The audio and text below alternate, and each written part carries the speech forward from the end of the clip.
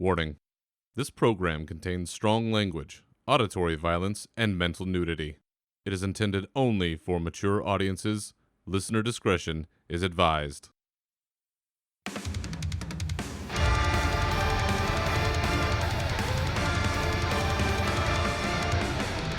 Welcome to your uncensored home for World of Warcraft news and opinions. With your host, Berserker, this is Unshackled Fury.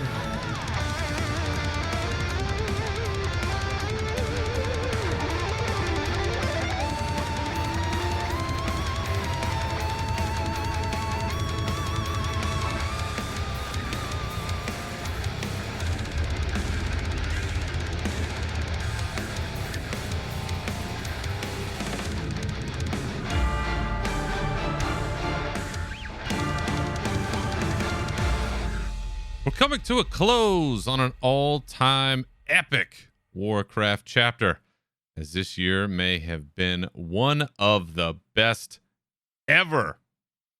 Just in time for a brand new saga to unfold.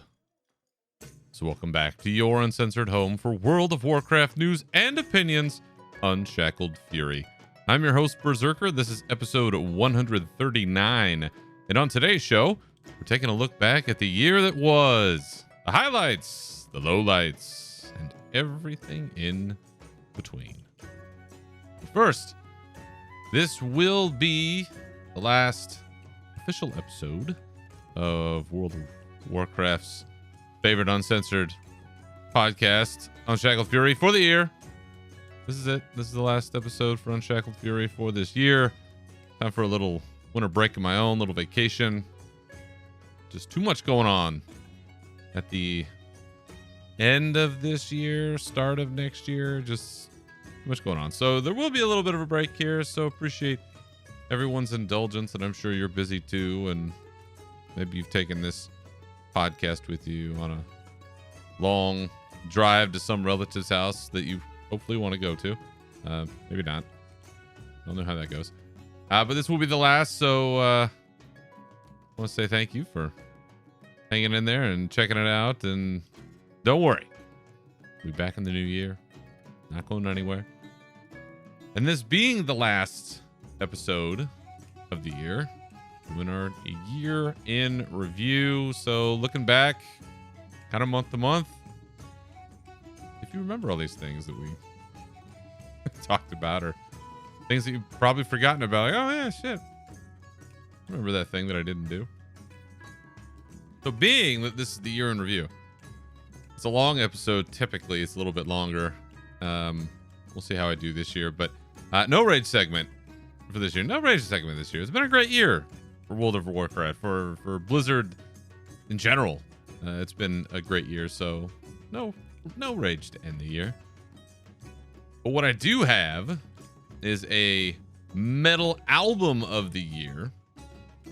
And this probably won't come as too much of a shock, but I'm gonna give it to the mighty Metallica with 72 seasons.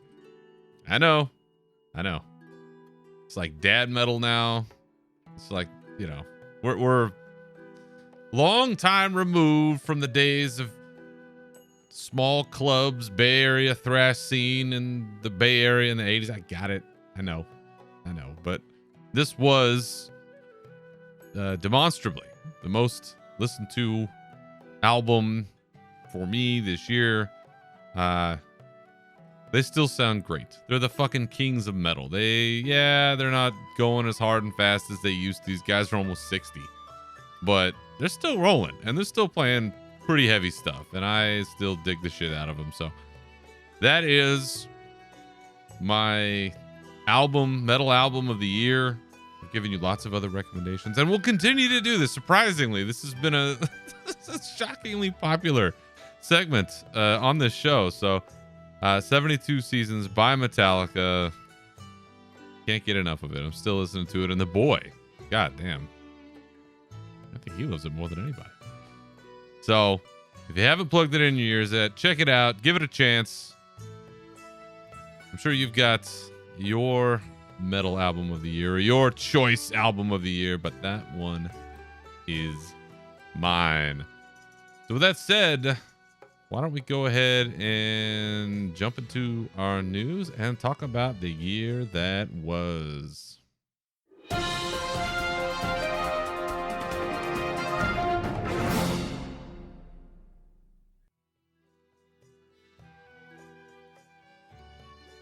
So, January 2023.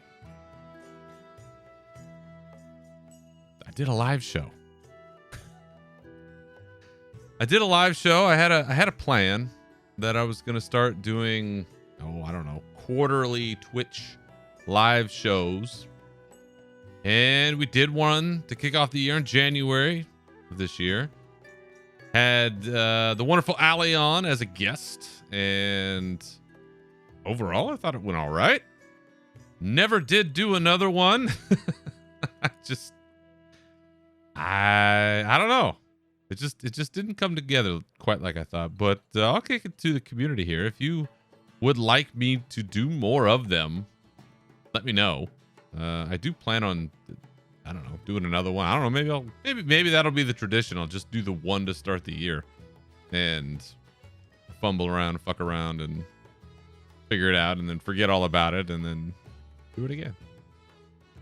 But one of the big things that Allie and I talked about in that live show was we had been given a 2023 roadmap by Blizzard for what to expect this year in Dragonflight. And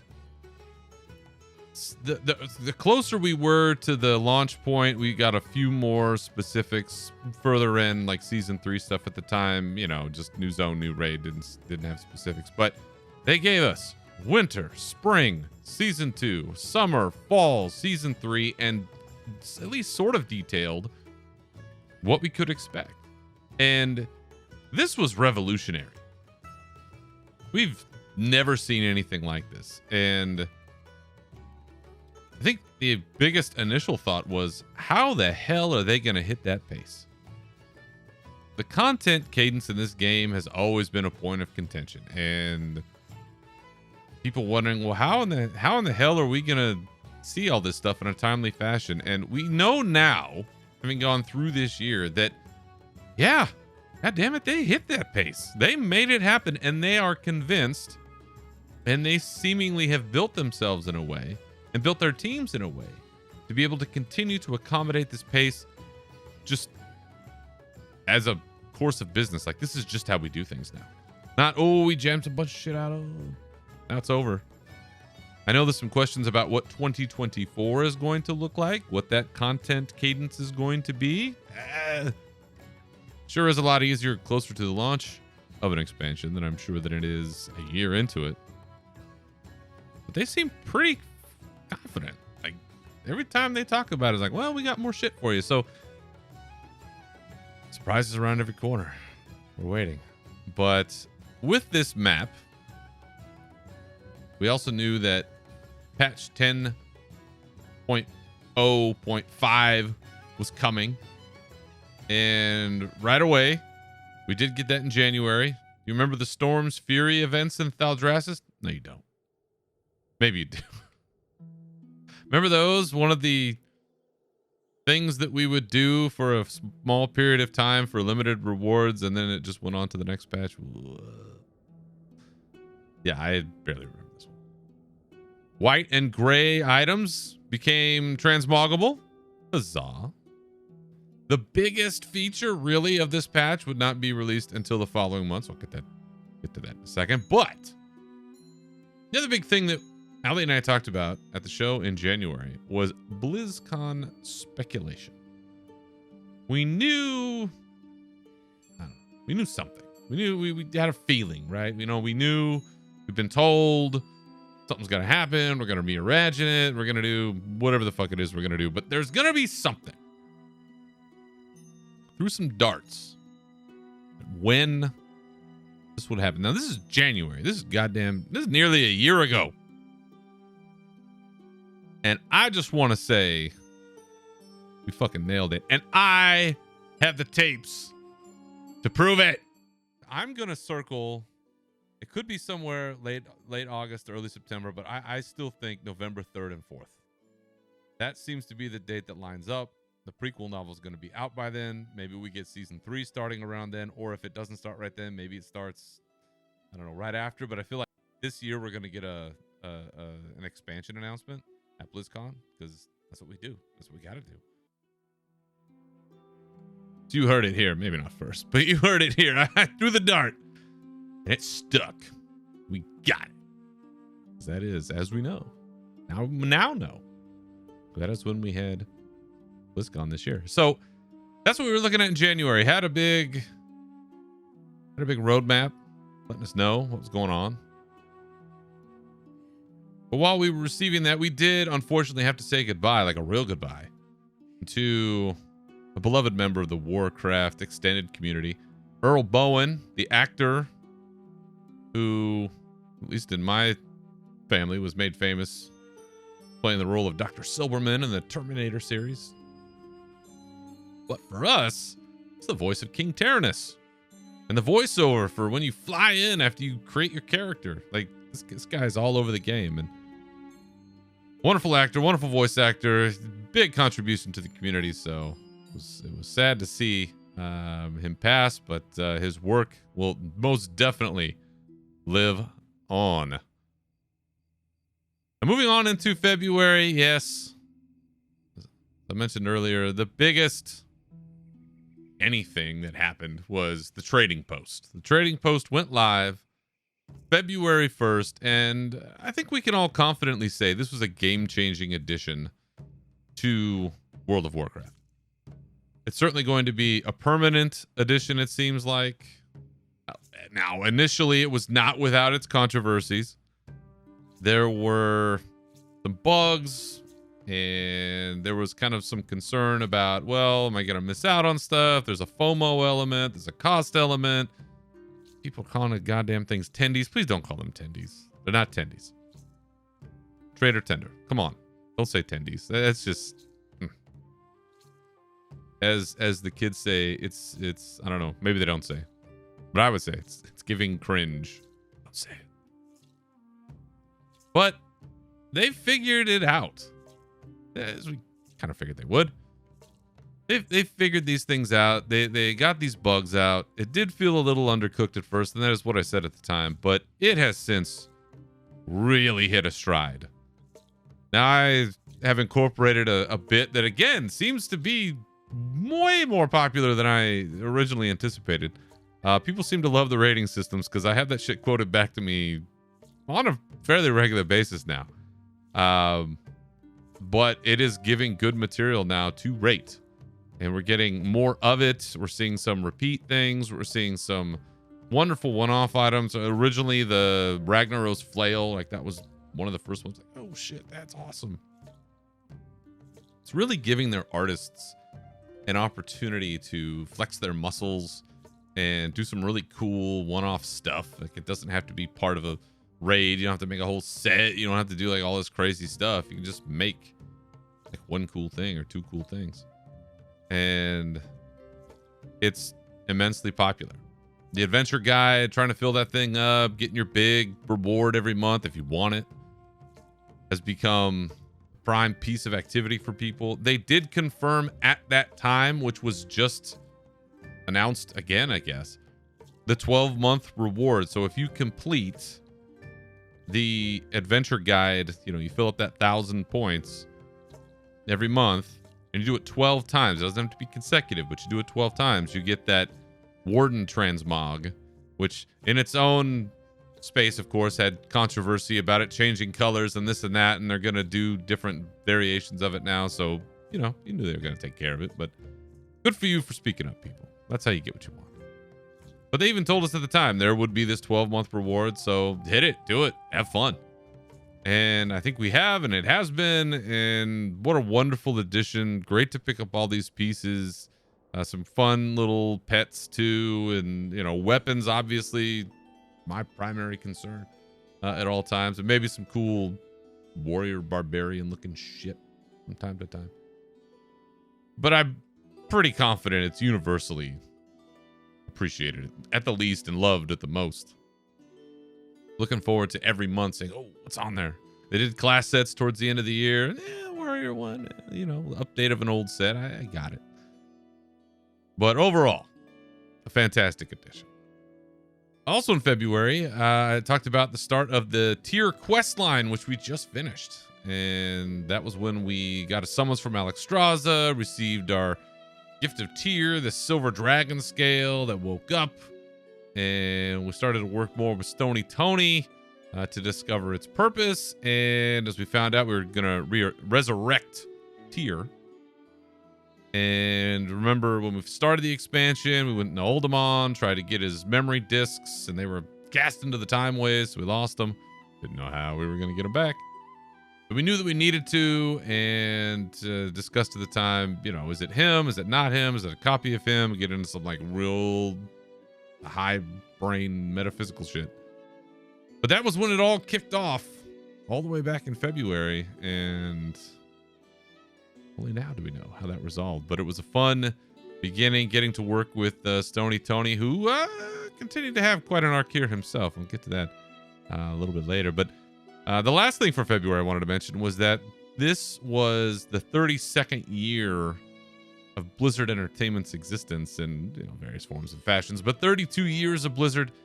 And at the time, I also mentioned this really great video of Samwise Didier talking about how he originally got hired and this and that. And that one is a little bittersweet now, since he announced his retirement and is going to be, what did he say? Doing the wandering path. He's like a Ronin.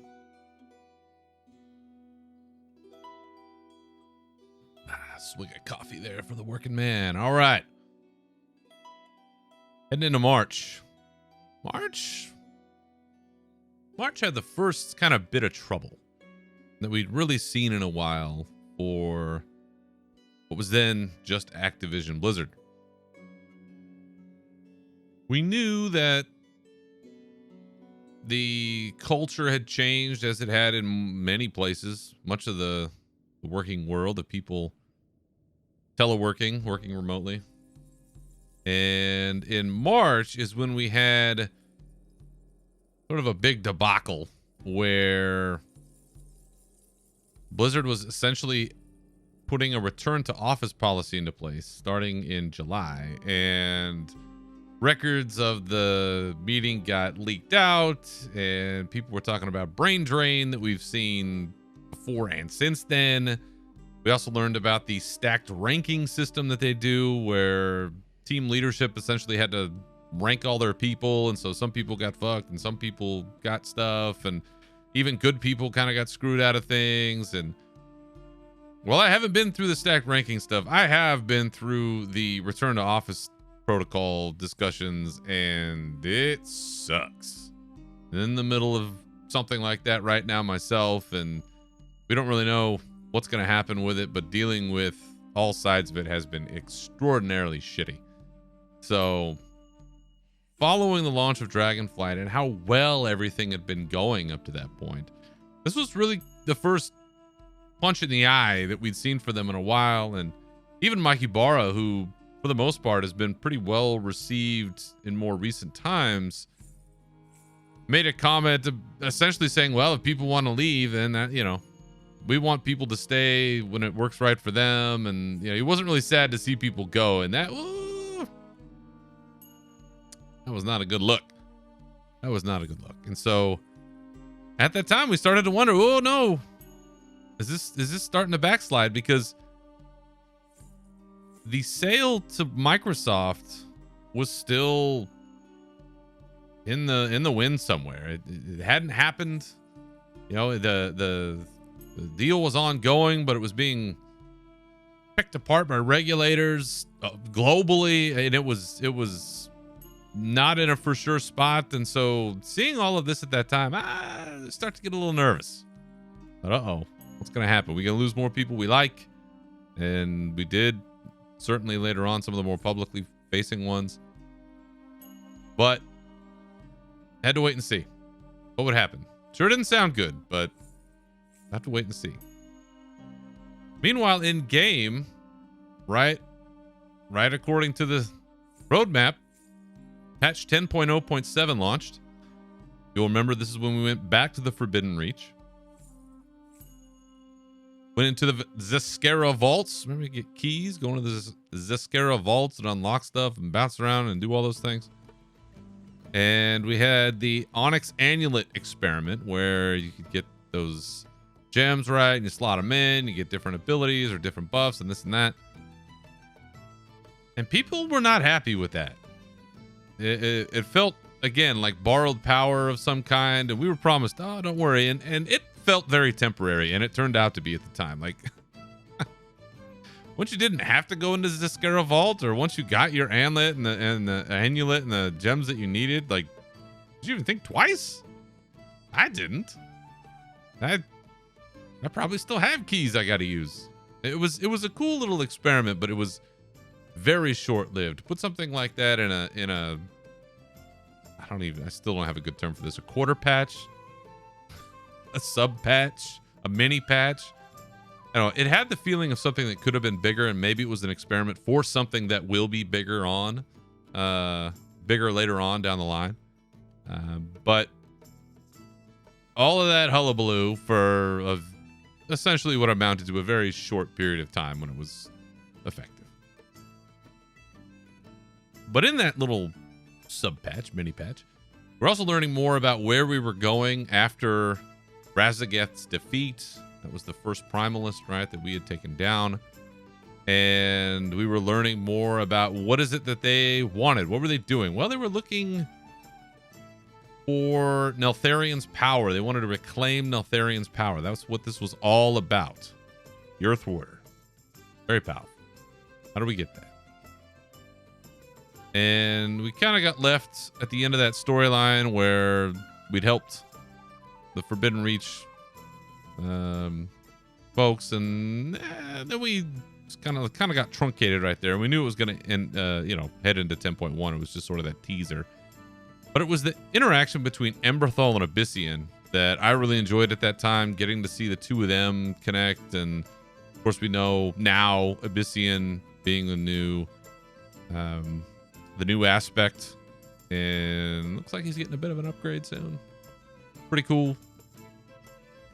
But more than all of that, March had one of the greatest World of Warcraft editions ever.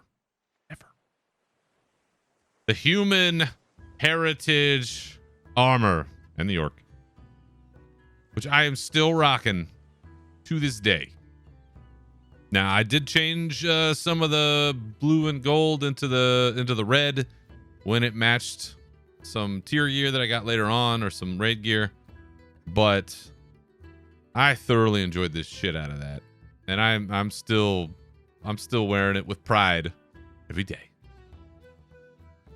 For me, as a long-time human player, I've only, as anybody's listening to the show knows, I've only ever had one main: human, warrior, fury warrior. That's the one main I have. I have some alts, but they're somewhere. And so getting a chance to kind of take a trip around the old neighborhood, it's pretty fun.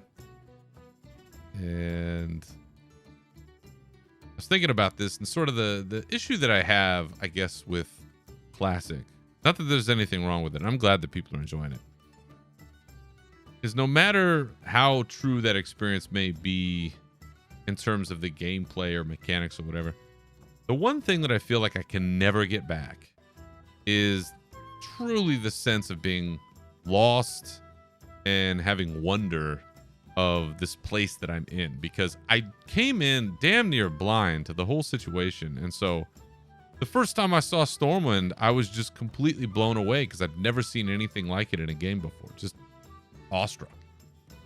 And to go from there to all the other places that we went, again, not knowing anything, it just was mind-blowing to me.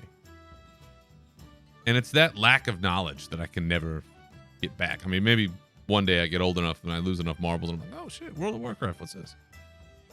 But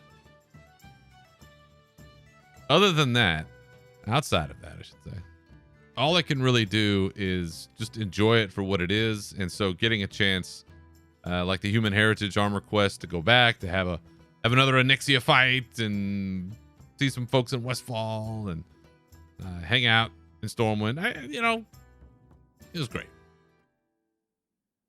The armor, all time. And the orc, for what it's worth, I mean, it's dead on. It's dead on the money for what it should be. I had one complaint at the time, was that I wish that you could have doubled up the shoulders, because you had the one that's the eagle and the one that's just kind of, whatever. But when you put it together with some of the weapons, Lionheart Executioner, for instance, and like for me, rocking the ponytail, the Varian hair with no helmet on, boom, it's the effect that I've always wanted. So that was great. And closing out March, of course, we had Jez Corden back on the show, who's always a great guest and wonderful to have around these parts. And I'm sure that you will see him again. And then heading into April, Unshackled Sugar took over the airways. Don't know how that happened. I heard there was some pretty good recipe that was given out.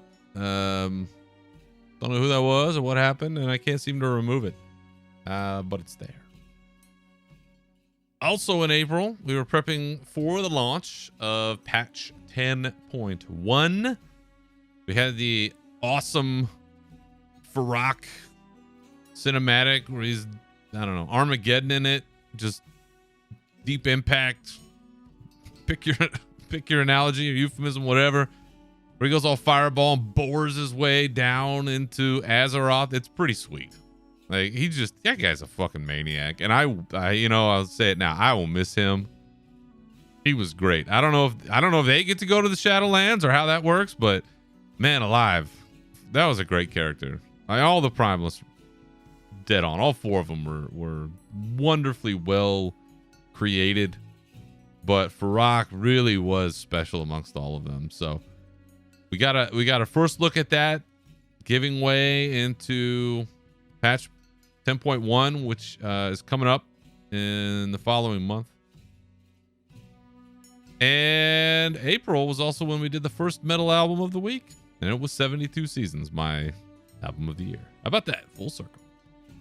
And again, I'm surprised that so many of you are excited or asking about this. I will keep doing it. Marching on, following the roadmap. Then in May of this year, Season 2, patch 10.1, Embers of Neltharion goes live.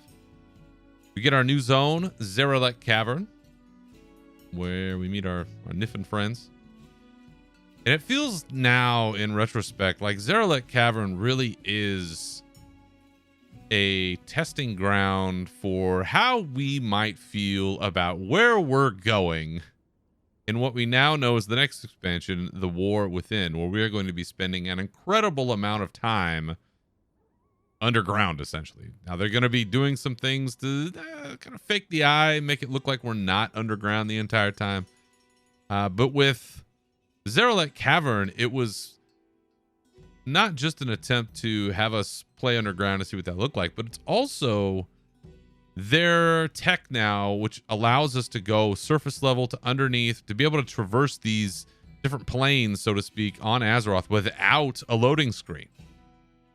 One of the things that I love about Cyberpunk 2077, which you know how you folks know how I feel about it, is you can go anywhere and there's no loading screens. You just go. You just are, right? A lot of these open world games are like that. You just go places. There's not a lot of loading screens. I mean, if you fast travel, there's some stuff like that. But World of Warcraft, we do have a lot of these kinds of loading screens. We go from one island to another place or this and that. And so to be able to do that now, to traverse that distance, we didn't know really how impactful that was at the time, but it was pretty cool to get to do it and spend some time in Zaralek Cavern. It was a big space. We could still drag and ride, but I did end up getting tired of it a little quicker than I thought. But overall, it was a good zone. It was a good attempt. Lots of hidden places that I frankly still have not explored. But yeah, good attempt. New raid, Aberrus the Shadowed Crucible. awesome bosses in there, especially the very first one. Kazara, the Hellforged, which had a hell beam. Hell yeah. that was a great one. The Shadow Flame, that whole vibe, that whole look. It's just so great. So there are great bosses in there. It was fun to have Neltharion as a guide, at least up to a point. You know, the conversations with Wrathion especially, super fun. Cool to see that his sort of reckoning with his place in all of this. Tier gear was easier to earn in the raid. I always appreciate that. People were getting their bonuses super fast. Rock assaults. Did you do any of those? I think I did a couple. Researchers Under Fire, another public event. Mixed reaction there. Along with the other sort of public objectives, I don't know that these quite were on target as they wanted. And that overall is something that I do question a little bit about where they're spending their time with all of these patches. Is there's always some sort of like temporary public event, which depending on how many people you need to do it and how rewarding the rewards are, those can be kind of hit and miss. But they did give us something that was pretty popular, I think, proved to be pretty popular. Cross-faction guilds. That did come in patch 10.1, something that people have been screaming for since time immemorial. And I know our guild, I think we had at least one person that did it and then they left. What can I say? But the other big thing, BlizzCon 2023 was announced, and of course, as you already know, I was right. I was right. BlizzCon 2023 was announced November 3rd and 4th, 2023. Details to be determined, but it was nice to know that it was coming. And of course, you could feel the collective anxiety of the content creator community just immediately seize up as now it's like, oh shit, there's gonna be a BlizzCon. I gotta get my press passes. How do we get them? Who gets in? I mean, it's just.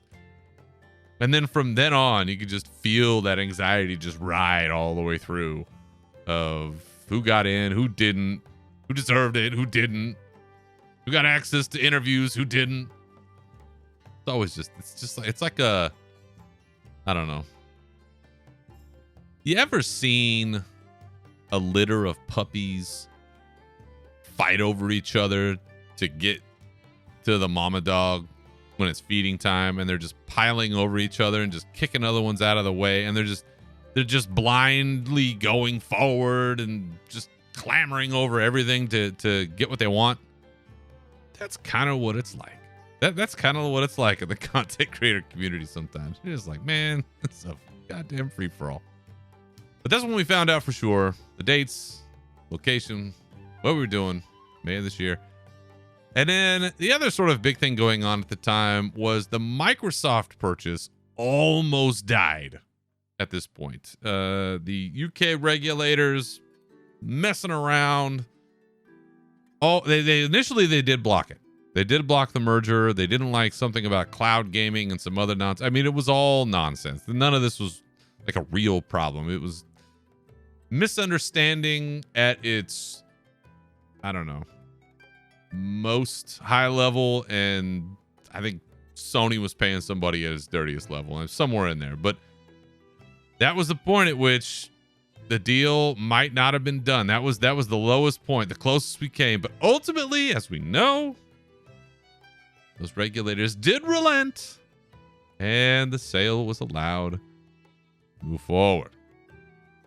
Then as we moved into June, I did take some time off myself. It was Pride Month, and there were lots of events across the community, and it's great to see those grow. If you see those events going on, I recommend, whether or not you participate in them, to give them a boost where you can. Even if, you're a small, got a small following somewhere, whatever it is, just boost this stuff out. I think it's really helpful to get those voices, get those people out there, build those events up, because it is important to help protect those communities. And I think it's wonderful that folks are driving that train. And at the same time in June, we were prepping for the release patch 10.1.5, which carried some surprisingly big stuff. So again, following the roadmap, we knew summer 2023, we're going to have patch 10.1.5, which is going to have a mega dungeon. Oh, mega dungeon. That means it's long and hard. What are you going to do? And we got it. Dawn of the Infinite Dragonflight Mega Dungeon. It was fucking hard. And I want to thank the Phalanx of Nod Guild for getting me through that eventually. But that was a difficult one. And essentially it was us chasing down Morchi and the forces of the Infinite Dragonflight. Ridicron trying to stop all of them. I mean, it was pretty wild going on in there. And ultimately, we see a Ridicron with this dragon soul-like device, and it's got some kind of voidy stuff in there. And we're like, whoa, here we come. He steps into a void portal, and we see some kind of shadowy creature. Looks like an elf back there. I think we know now is Altath. I'm like, oh, baby. The void, here we come. And it's through that dungeon and then the subsequent epilogue that we find out that the next chapter of World of Warcraft is going to be focused on Farak trying to burn down this new world tree in Mirdrasil. So those pieces that we've been following all this time from the Forbidden Reach through Embers of Neltharion. Now we know, okay, all right. Ridicron's taken off. That leaves us with two. We've got Farak. We've got Viranoth. All right. We get this great cinematic. We know how that goes.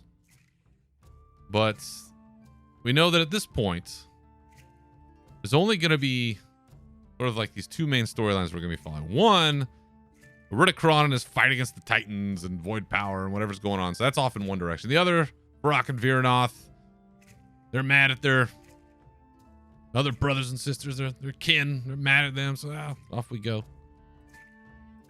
We know those are like the two splitting time or storylines, but we don't quite know where they're going yet. We had time rifts and Tearhold Reservoir in patch 10.1.5. I know you all love those. We did have a Hall of Fame edition in The Whelp Daycare. That was fantastic. We had the Kalimdor Cup added, which was only the beginning to all of the great dragon riding races that we've had across the old world. And now we know, of course, that type of flying will be added here in the near future. And that's wonderful.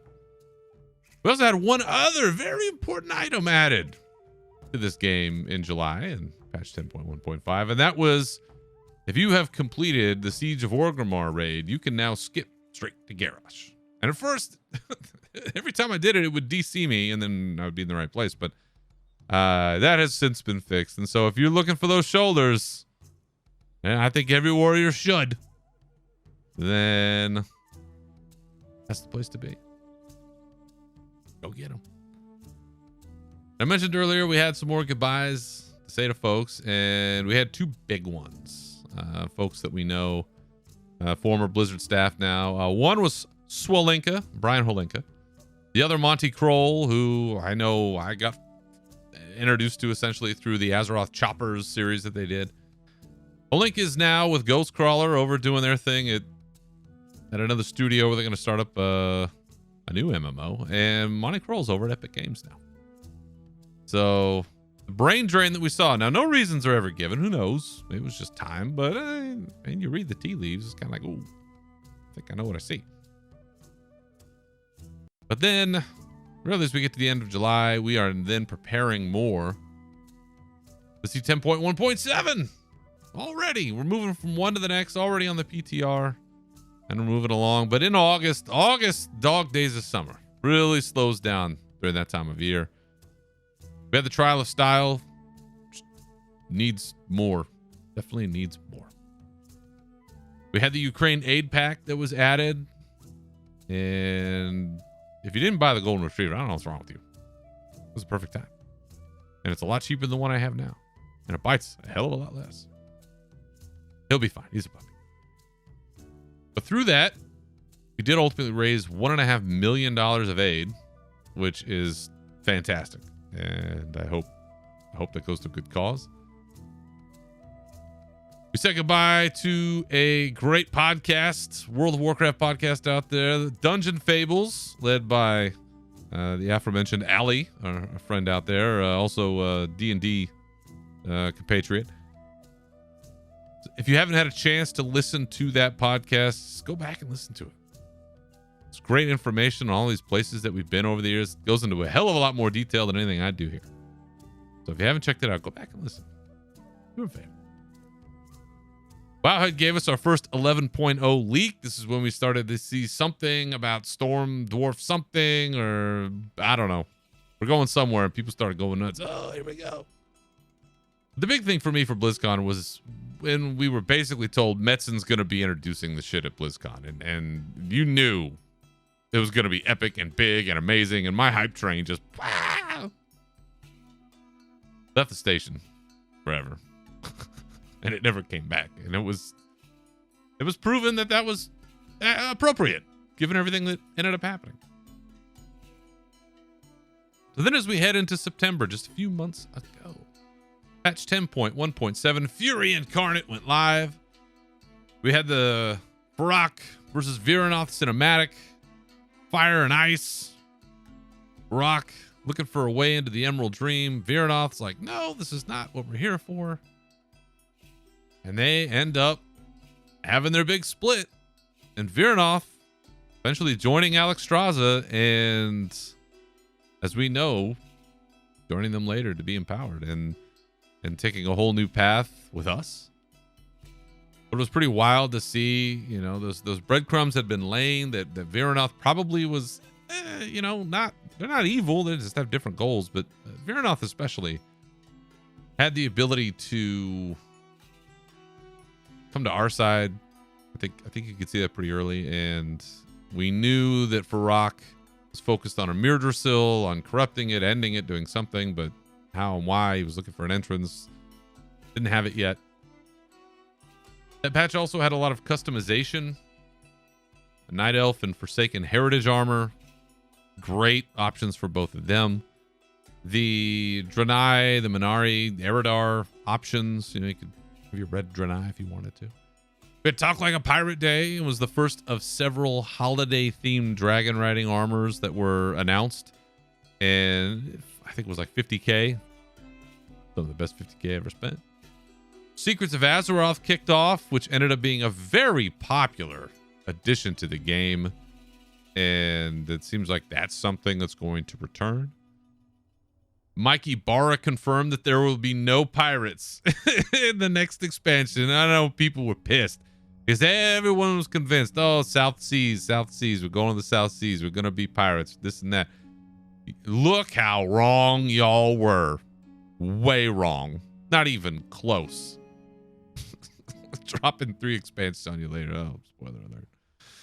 That was pretty funny though. I enjoyed that. I was pretty happy, and I appreciated that Ibarra was saying that, and they could only just I can only imagine how hilarious this was to them, knowing what they know, how far out they know things are going, and we're like, oh, Pirates South Seas, not even fucking close. Not even close.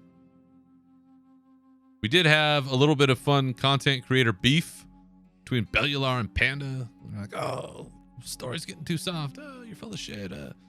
And then later, when the homie Rommel and I saw the two of them at the bar in Anaheim at the BlizzCon, at the Hilton bar, and they're walking past each other, I'm like, oh, get your phones out. They're going to fight now. I don't know if it was a work. This is wrestling parlance. I don't know if it was a work. I don't know if they worked themselves into a shoot. Not really sure what the reality is there, but they very quickly handled the beef because nobody gave a shit when they were around each other. So you decide how real or not that was. Then, of course, we had patch 10.2, Guardians of the Dream announced.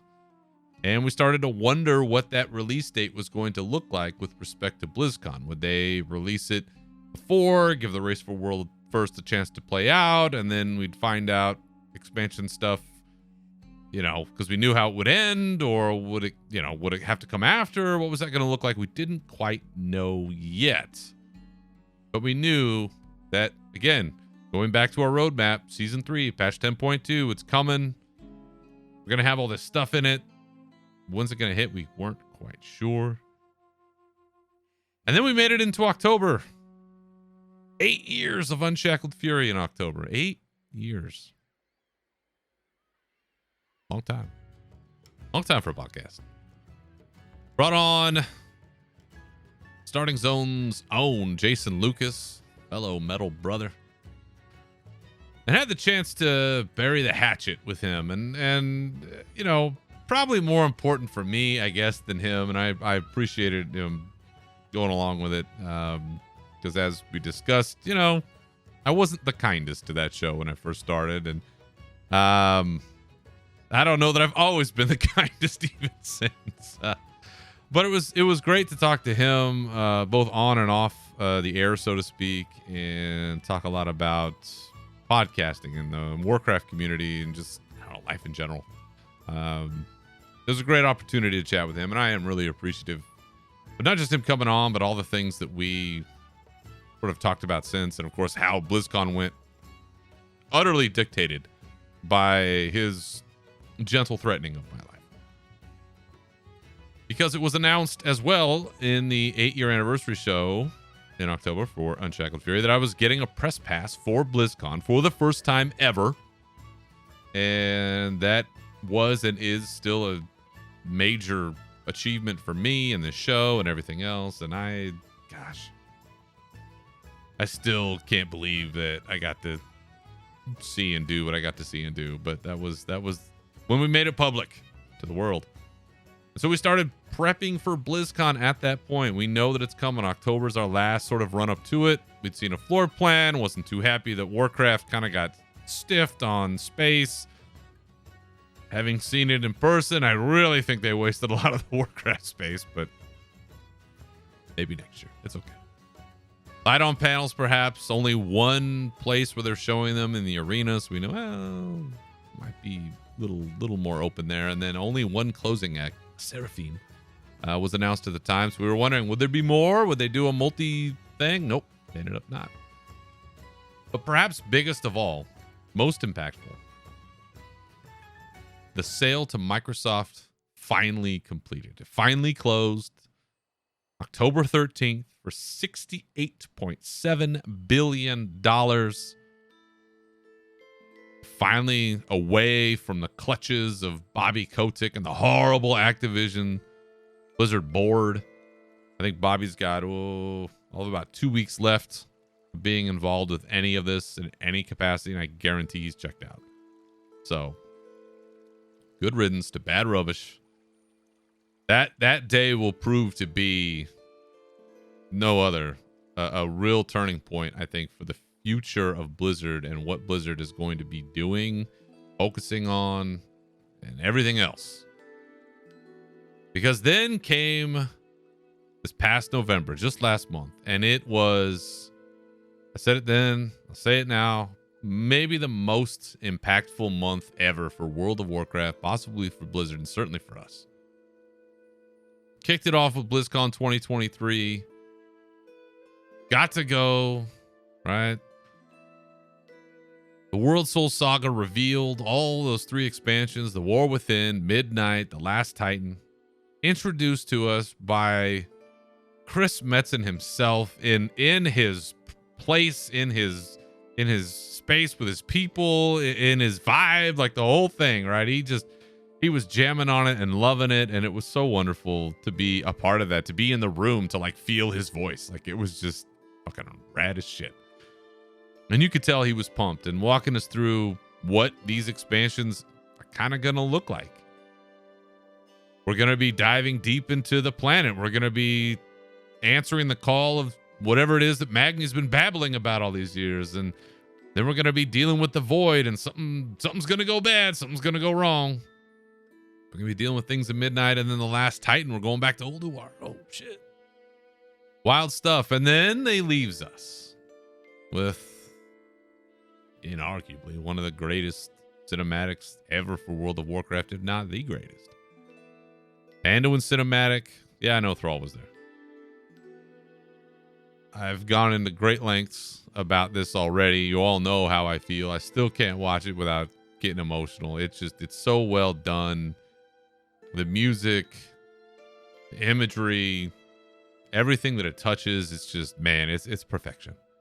And what a great lead into whatever the war within is going to be, where we're going down into the planet to meet people, of course, that we haven't seen in a while or never met, and getting a chance to save the world, save the world's soul, save Azeroth, doing what we do best, dispense indiscriminate justice.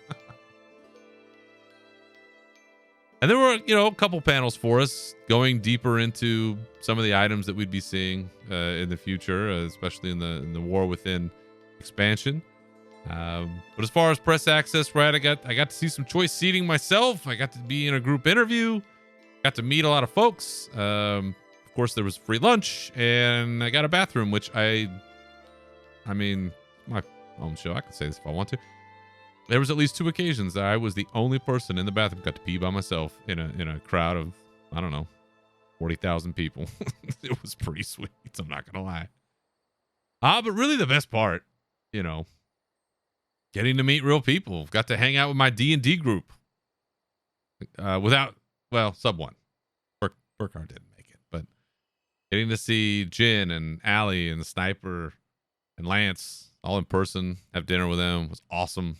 Getting to meet, surprisingly, listeners, Jeff Rosenstern, getting to meet, real humans. Awesome. Other content creators who I've only seen on TV.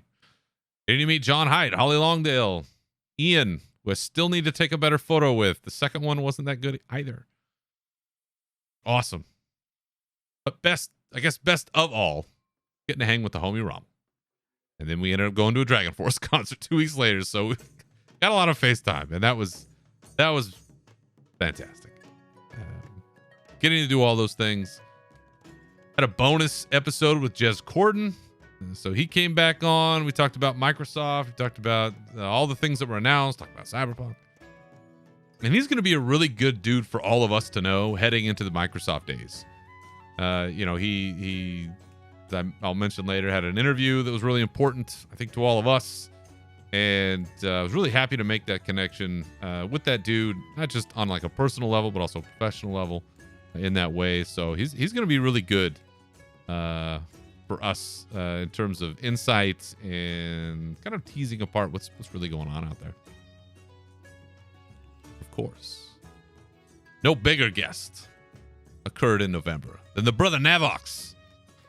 Navox returning to Unshackled Fury, and it's always great to shoot the shit with the OG himself and hearing how well he's been doing in Dragonflight and getting to catch up. It's fantastic.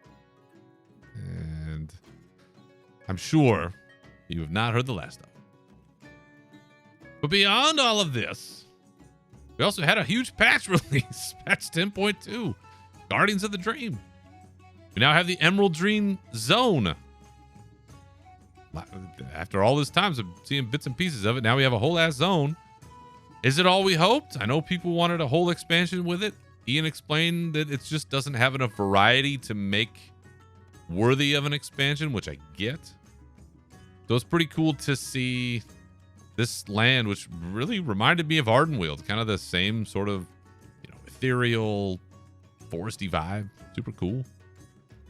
Amir Drasil, the Dream's Hope raid.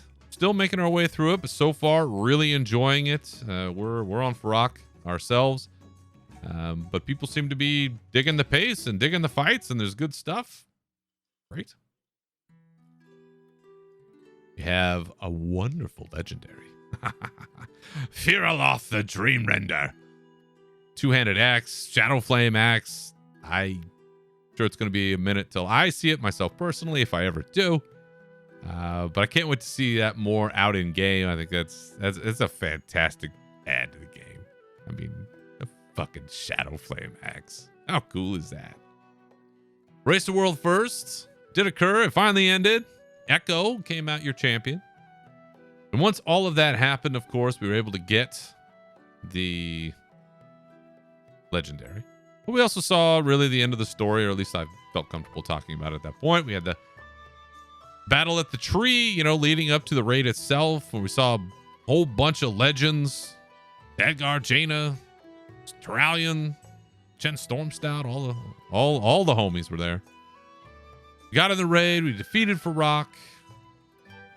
This power was released into all of the aspects and Mirnoff, and so, you know, aspected once again. So it's Azeroth choosing her champions, her chosen protectors. You have a world tree that's now out in the Dragon Isles. Very contentious. People are very unhappy that, you know, capital city is not really a capital city. It's this other place. It's out here. A lot of turmoil about this coming in the next patch. Oh, but that's 2024's problem. We did say goodbye to Ysera once again, but at least she's still like kind of accessible. Where Malfurion is, I don't know. Saw the end of the tier quest line that we started way back at the beginning of the year. Now reforged. We reforged our Titan friend, and he's looking for his place in the world. And Stony Tony looks like will be his guide. And what an arc for this nameless, just stalwart badass that we met in the original opening cinematic to Dragonflight.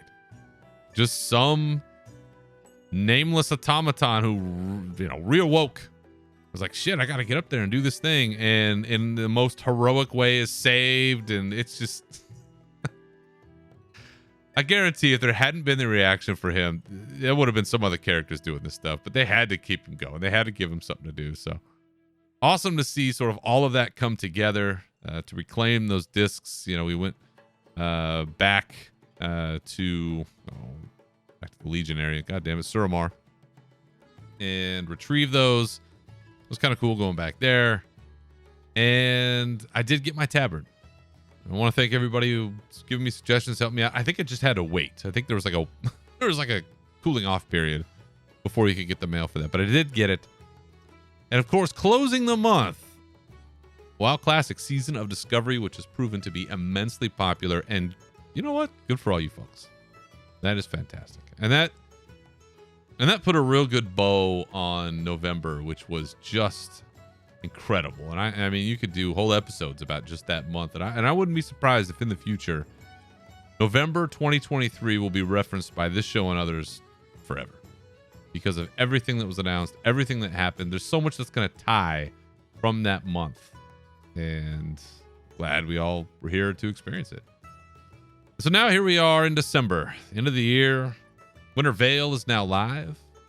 If you go out there and log in until January 2nd next year, go participate in Winter Veil activities. The Grinch has some new drops, a dragon riding customization, a little holiday inspired, and another Pepe whistle. Remember Pepe? Seems to pop up from time to time. And of course, after the 25th of this month, Great Father Winter's gifts will be available. And along with that, there's other decorations and great boss attire and dailies that you can do, and transformation globes and all kinds of stuff going on. And it's the close of what I call the best time of year. It's that October, November, December run, the end of the year. World of Warcraft, just it's unbeatable, and I encourage all of you to make the most out of it that you can, because it's a while till it comes back. Also this month, Jess Gordon had a great interview with Phil Spencer, who, if you don't know who that is, you better get in the know, because he's going to be very influential to what happens with Blizzard and with us now that Microsoft is in ownership of Blizzard. And it really does sound like Blizzard will get to be Blizzard once again, and I know how happy all of us are about that. Meanwhile, we do have patch 10.2.5 on the PTR. I know data mining has found a very familiar sword that I will talk about when the time is right. but I could be very excited about. And 11.0, I think the alpha is already up somewhere on a secret server or something that people have found. So that is where we stand right now.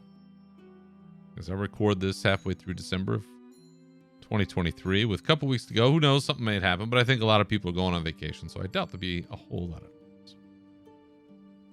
So before I go today and this year, just wanted to have sort of a, I don't know, final comment. Sort of a, I don't know, personal statement about things. As I think about this space, as I think about my life, as I think about a lot of stuff, particularly when I go out on walks. I'm trying to walk a lot this year, and I know I see a lot of people post this stuff online. Oh, I lost this much weight, I did this thing, because they're looking for likes and comments and shit. You're not going to see me do that, but I have been working on things, and I have been trending in a better direction, so that's been great. And as I've been on these walks, I think a lot about my life and this space, like I said, and Warcraft and a lot of other things. But what I find more often than not is that I'm becoming more grateful for the things that I have, the opportunities that I get, especially in this space, because this is nothing to do with my chosen profession. My real day-to-day activity, my, real life, if you want to call that, is so far removed from any of this. And so everything that happens here, the podcasting, BlizzCon, the press passes, meeting folks, all of this stuff, it's all kind of like a second life. And I've really grown to appreciate all aspects. I think a lot more than I used to. Of here, this side, real life side, I mean, it's all real life, but what do you know? Grateful for the experiences, grateful for the people, most of all. Talked about how coming out of COVID, experiences more than anything seem to matter. But I think part of it too is my age.